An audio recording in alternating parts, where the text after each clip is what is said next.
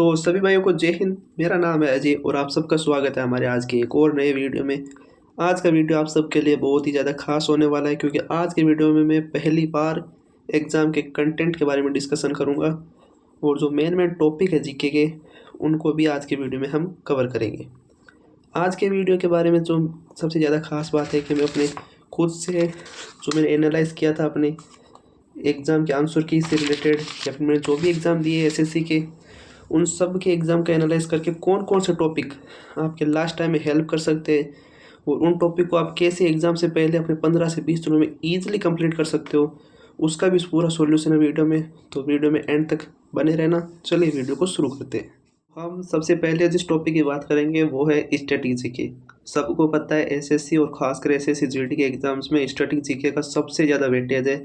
सबसे ज़्यादा जो रोल प्ले करता है वो स्टैटिक जीके ही करता है। और स्टैटिक जीके में जो मेन टॉपिक्स है, जैसे संगीत हो गया, लोक नृत्य हो गए, शास्त्रीय नृत्य हालांकि कम पूछते हैं लेकिन उसको आप ऊपर ऊपर से पढ़ सकते हो, आपके बहुत काम आएगा। वाद्य यंत्र वादक जैसे बहुत से ऐसे टॉपिक है जो आपको पढ़ने हैं। और ये पढ़ने कहाँ से है, तो मैं जिस भी टॉपिक्स का आपका नाम बताऊँ, आपको अपने ही टीचर से पढ़ना है जिससे आपने अब तक चाहे थोड़ा भी पढ़ा हो, चाहे आपने किसी भी प्लेटफॉर्म से पढ़ा है। मैं नाम नहीं ले रहा, बाकी आपने जहाँ से पढ़ा है आपको उसी टीचर से फॉलो करना है, क्योंकि आई नो कि यूट्यूब पे आपको आप ही के टीचर्स की वो सभी मैराथन मिल जाएगी जो मैं टॉपिक्स के यहाँ पे आप आज नाम डिस्कस करूँगा। इसी के बाद हमारा जो अगला टॉपिक रहने वाला है वो है कि पॉलिटी। पॉलिटी भी after static GK main role play करते हैं। जैसे अगर स्टैटिक जीके के 7 से 8 क्वेश्चन आपको आपके शिफ्ट में देखने को मिलेंगे, तो डेफिनेटली कि पॉलिटी के भी आपको 4 से 5 क्वेश्चन देखने को मिल जाएंगे। पॉलिटी वैसे कहने को पॉलिटी है, लेकिन इसका जो मेन रोल प्ले करता है वो होता है संविधान, आर्टिकल। इन दो के बाहर से क्वेश्चन अभी तक एसएससी जीडी के एग्ज़ाम में ज़्यादा देखने को नहीं मिले। तो अगर आपकी तैयारी थोड़ी वीक है, तो थोड़ी ज़्यादा है, ये बातें सबके लिए लागू होगी। क्योंकि अगर आपकी तैयारी ज़्यादा है तो अगर आप मैं जो टॉपिक्स बता रहा हूँ आप अपने टीचर्स के मैराथन के साथ अगर अपना दिमाग चलाओगे तो आपका दिमाग तेज़ चलेगा। और एग्ज़ाम के टाइम बस आपको जो स्पीड फॉलो करनी होती है वो आपको इसी से हेल्प होगी। तो जीके में दूसरा टॉपिक पॉलिटी, और पॉलिटी के अंदर मैंने कहा आर्टिकल। आर्टिकल भी जो आपके टीचर्स करा रहे हैं मेन उनको एकदम ऐसे याद रखिए, उन्होंने बोल दिया मतलब याद रखना ही है, चाहे आपकी तैयारी कितनी भी कम हो। अगर आपने अभी भी 15-20 दिनों में अपने टीचर्स के साथ मिलकर पूरी तैयारी कर ली तो डेफिनेटली आपका सिलेक्शन कोई नहीं रोकने वाला। और ये बातें मैं इसलिए बता रहा हूँ क्योंकि जो हिंदी भाषी स्टेट है यूपी, राजस्थान, और यहाँ पे कट ऑफ सबसे ज़्यादा उठती है 135 से 140 आपकी मिनिमम कट ऑफ लग के रहेगी, चाहे पेपर कितना भी हार्ड है कितना भी इजी है। तो आपकी तैयारी आपको 140 प्लस वाली ही करनी है। अब अगले टॉपिक की अगर हम बात करें तो वो है हमारा पंचवर्षीय योजना। ये सबसे ट्रेंडिंग टॉपिक रहा है पिछले 2 जीडी के एग्ज़ाम्स में।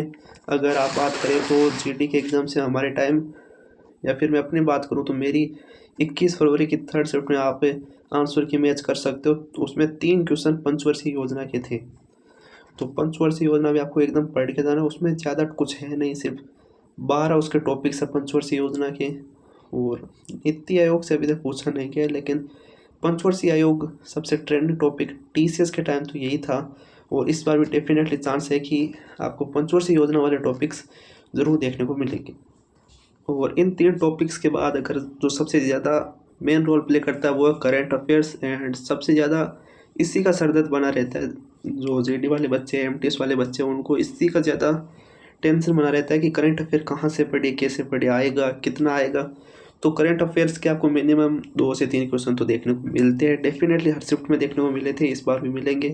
लेकिन करंट अफेयर सिर्फ उन्हीं बच्चों को फ़ायदा करते हैं जो डेली 1 घंटा 1.5 घंटा पढ़ते हैं। बाकी अगर आप अब मैराथन लोगे तो उसका ज़्यादा इम्पैक्ट नहीं पड़ेगा आपके एग्ज़ाम्स में।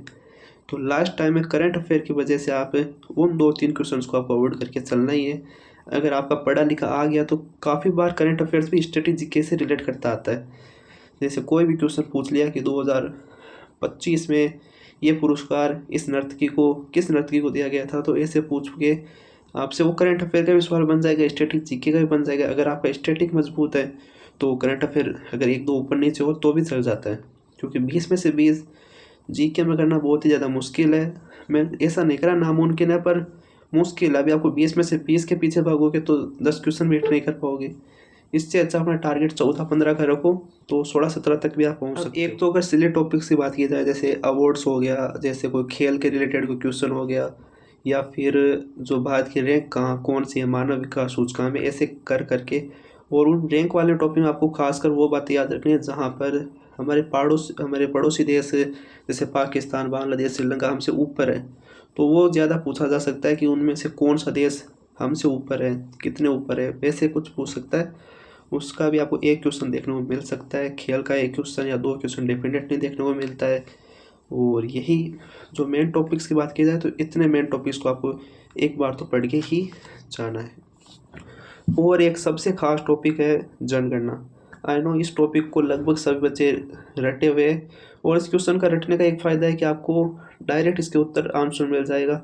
जैसे साक्षरता हो गई, जैसे कौन से स्टेट की पॉलिटी कितनी है, मतलब पॉपुलेशन कितनी है, कौन से कितने नंबर पे, तो ये आपको उसमें पूछे जाते हैं। और ये मैक्सिमम जनगणना वाला टॉपिक सबसे इजी माना जाता है इन जीके एंड जीएस। और साथ साथ अगर जीएस की बात करें तो जीएस में जैसे अब फिजिक्स केमिस्ट्री आपको अभी पढ़ने बैठोगे तो आपको ज़्यादा दिक्कत होगी, आपको बायो अभी समझ नहीं आएगी। तो इससे अच्छा है कि जीएस को एक बार के लिए साइड में रखें, पर जो जीके के मेन वेटेज वाले चैप्टर है जो मैंने खुद ने फॉलो किए थे, उससे आप अपने 14 से 15 क्वेश्चन सिक्योर कर सकते हो। बाकी अगर 20 में से 20 का टारगेट रख रहे हो तो आपका एक ईगो है, एटीट्यूड है, वो थोड़ा सा आपको एग्ज़ाम टाइम प्रेशर फील कराएगा कि मेरे इतने क्वेश्चन रॉन्ग हो गए, मैंने यहाँ से 19-20 का टारगेट बनाया था। तो वैसा आपको बिल्कुल नहीं रखना है। बस इन्हीं 2 से 3 जो सिली मिस्टेक्स है उनको कवर करना है। कि मैंने खुद ने, जैसे मेरा एक क्वेश्चन है, मैं भी स्क्रीन पे लगा दूंगा, ये क्वेश्चन मुझे पूरा पता था कि इसका उत्तर एपी सिंह होंगे, यानी अमनप्रीत सिंह होंगे, एयरफोर्स के चीफ।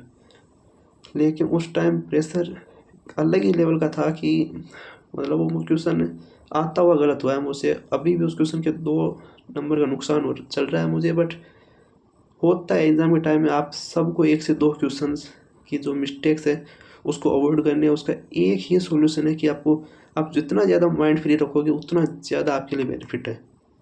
बस आज के वीडियो में इतना ही। वीडियो कैसा लगा अपनी राय ज़रूर दें, और मिलते हैं अगले वीडियो में। अगले वीडियो में हम टॉपिक जिसकी चर्चा करेंगे वो होगा मैथ के कुछ इम्पोर्टेंट टॉपिक्स जिनसे आप अपने एग्ज़ाम में ज़्यादा से ज़्यादा स्कोर कर सकते हो। बस वो वीडियो आपको कल देखने को मिल जाएगा। तो मिलते हैं कल, तब तक के लिए जय हिंद।